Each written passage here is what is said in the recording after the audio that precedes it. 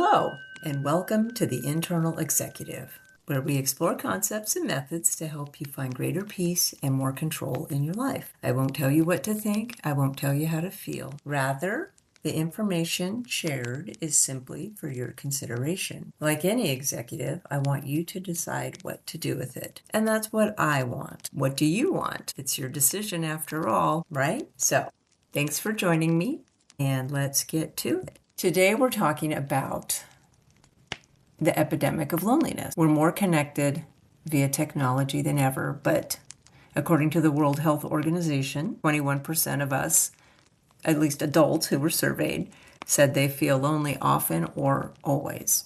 That's a really high number. We know that societies changed, especially in Western nations, after the drama in 2020.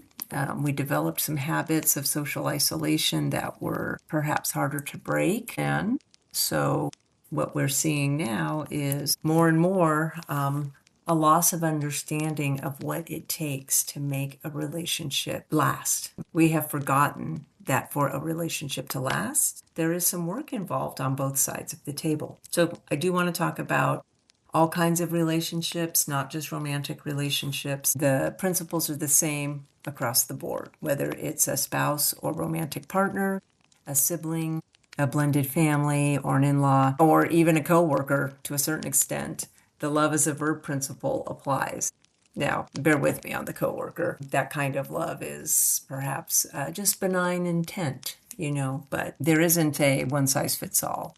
You must use some discernment to decide the degree of love and sacrifice appropriate for each relationship. And part of that is looking at what the other person is willing to bring. So if they're seeing love as a feeling and you're seeing love as a verb, then it's going to be a little bit challenging. Love as a verb is a sacrifice.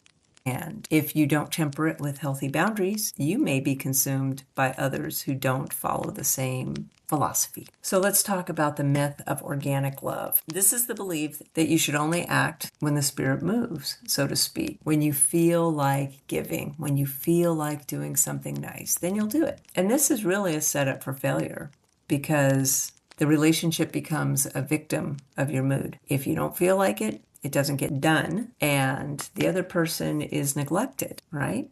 When you choose to act, even when you don't feel like it, it keeps the relationship going, even when you're having a tough time, And that's part of trustworthiness. When someone is run by their emotions, they're not considered trustworthy. They're considered flaky, unreliable.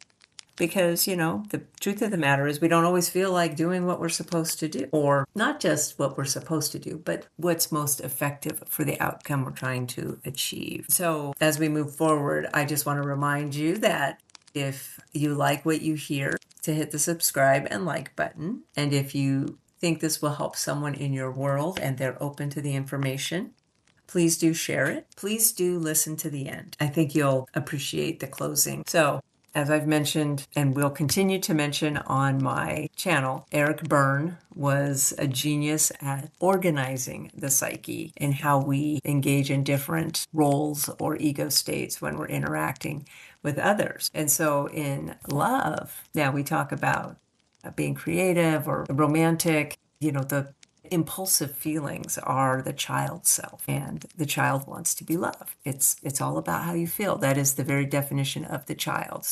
It's not like weird sexual stuff. We're talking about a grown-up person, their inner child, their most vulnerable self. But the adult chooses to love as a verb.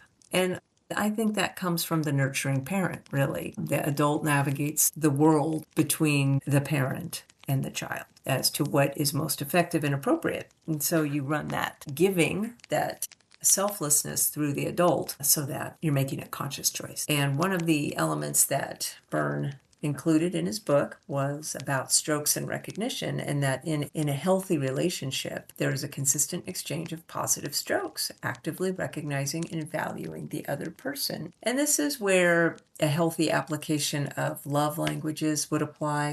I think there's an unhealthy way to apply love languages can feel extortion. It can feel like extortion or blackmail, but rather if somebody really enjoys reading, you give them the space to read. If somebody really enjoys bowling, you go bowling with them, even if it's not your favorite thing, but things that demonstrate they matter to you. Now, there are other really good psychologically minded authors who I think are worth reading. Stephen Covey is from the 80s. Scott Peck's, I think his heyday was the 70s and 80s. And Eric Fromm, he was a famous psychologist in the 80s. And they each address the healthy way to love in a relationship in similar ways, focusing on different aspects of the relationship. So Stephen Covey, he was the famous author who wrote 7 Habits of Highly Effective People, and he was also instrumental in the Daytimer. In fact, I think the Covey Daytimer was one of the first Daytimers, which now we just use the calendar on Google, but Covey was the guy who started that, or one of them. So anyway, he talks about transitioning from a reactive child to being a proactive adult. And what that means is when you're a reactive child, you just do what you feel like doing. You're angry, you yell. You're sad, you cry.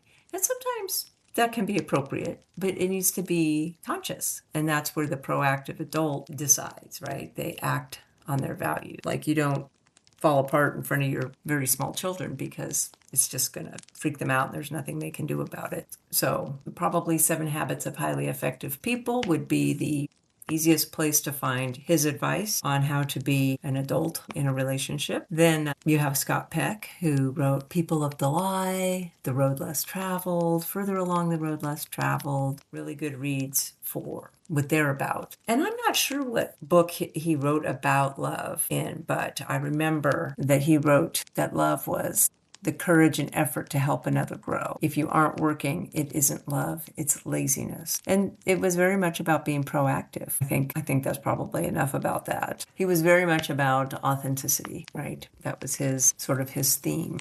And then Eric Fromm, he wrote about the art and skill to love. I wonder if Scott Peck's book was The Will to Extend. That's possible. But Eric Fromm, The Art and Skill of Loving. And he wrote that love is a craft requiring discipline, patience, and 4 pillars: care, responsibility, respect, and knowledge. Can you imagine having a step-parent or a stepchild bring that to the table? Some do, but a lot don't. Because it isn't a conscious choice. It's the baggage that comes with the relationship of person that ties them together. But if you bring these 4 things to a relationship, care, responsibility, respect, and knowledge, then, the person is going to trust you, right? They're going to trust that you are invested in their well-being, that you will do what's right in the responsibility realm. You will do what's right regardless of how you feel. You will treat them with respect and not expect them to change. That's the concept of Fromm's care, responsibility, and respect. You treat them based on who they are. You accept them for who they are, not who you want them to be. And then knowledge is about staying aware of who they really are as they grow as a person. So you don't think the person you met 20 years ago is the same person you're talking to today. Because people do change and grow. Not all people, but most people. So these are very broad strokes on the concept, but they're worth digging into, in my opinion. Here's why. If we don't treat love as a verb, then we don't treat people with love. Rather, we move forward trying to consume love for our own satisfaction, right? Because we feel the feeling when we receive the goodness from the other person, right? So the contrast is building love through your own actions, right? A commitment to the long-term structure of the relationship. Sounds very architectural, but that really is what happens. A relationship is a thing separate from the people who are in it, and it is built on the interactions between the 2 people and how they've treated each other over the years and how that was received. So when you are committed to doing it well, you can build a really beautiful relationship with someone who is also committed to doing it well.